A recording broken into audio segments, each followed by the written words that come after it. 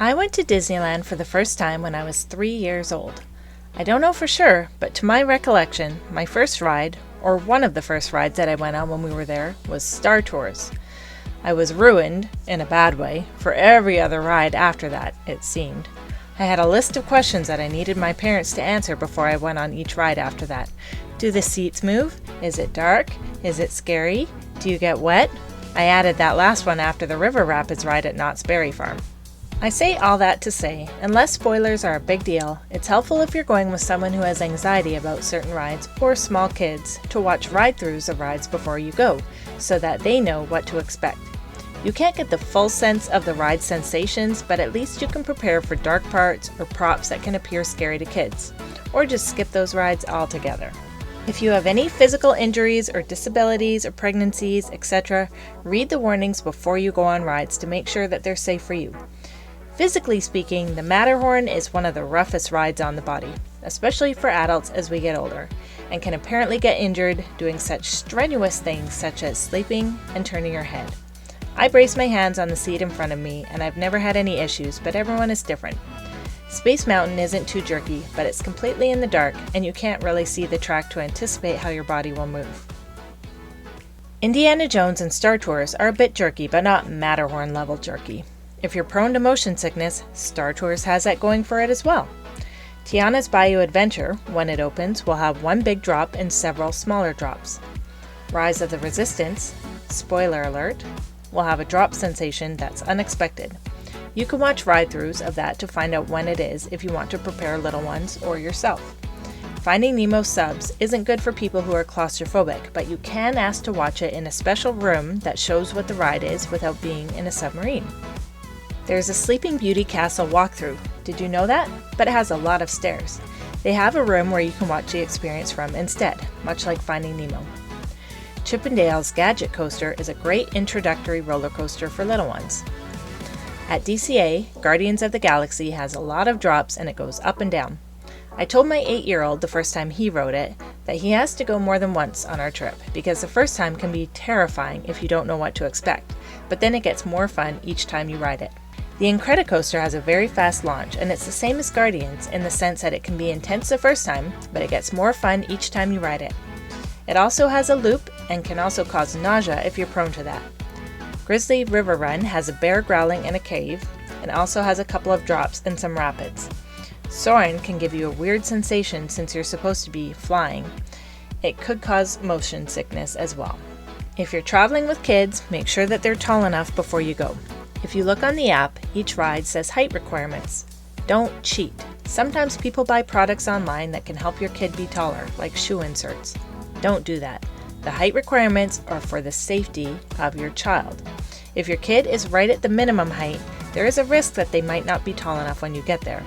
You're taller in the morning than at night, so you can try heading to that ride first thing in the morning and mentally prepare your child that they could be rejected and hope for the best.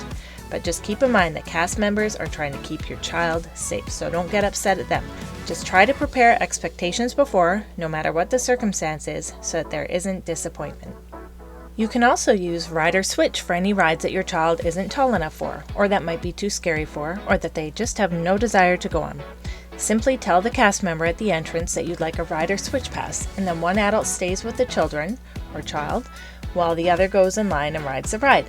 Then the other adult can show the pass and skip the line for their turn so that they don't both have to wait in line the full length of the queue. There's also a buddy pass for select rides. They aren't offered all the time, but you can ask the cast member. They offer it for Monsters, Inc. and Winnie the Pooh, although it's called a Roo Pass for that ride.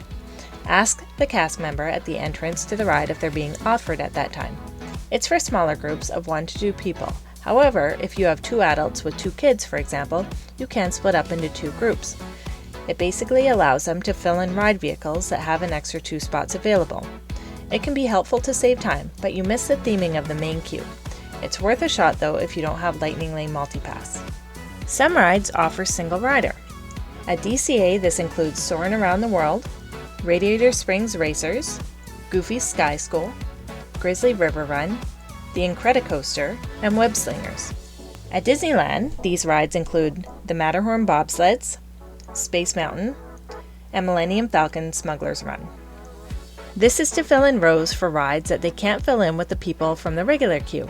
So, for example, Radiator Springs Racers is one of the most popular rides that uses single rider. The ride vehicle has 2 rows of 3 seats. Many families or people that come in groups of 2 or 4. That leaves an extra 2 empty seats on the ride. They fill those seats with single riders. You don't have to be alone to use this, however. As long as everyone in your group is 7 years or older and you don't mind being split up while you're on the ride, you can use single rider on available rides to save a significant amount of time in line. It is not cheating to do this, even if a whole family uses it. It doesn't add any extra time to the standby lineup, as it's only filling seats that would otherwise be empty. Just make sure that your family has a meetup plan when the ride is done, especially if you're going to do this with kids who are old enough so that they don't get lost. The best ride to use this is Radiator Springs Racers, but keep an eye out for it for many other attractions at Disneyland and DCA. They don't always offer this first thing in the morning. Sometimes you have to wait until a longer queue has accumulated.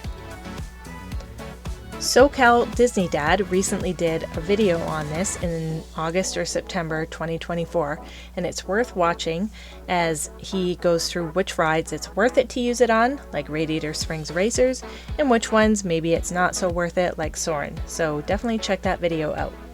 I'll leave a link to that in the description. There's also Disability Access Service, or DAS as it's better known as. This is a service for guests with developmental disabilities such as autism or something similar who cannot wait in conventional queues for extended periods of time. You can either book a call to talk to someone to determine eligibility and pre-register for the service 30 days before your trip, or talk to someone at the Accessibility Services window located outside of the park in the Esplanade on your first park day. If you're eligible, you can add up to 3 other members of your party to your pass so that they can go on the ride with the guest with the DAS pass.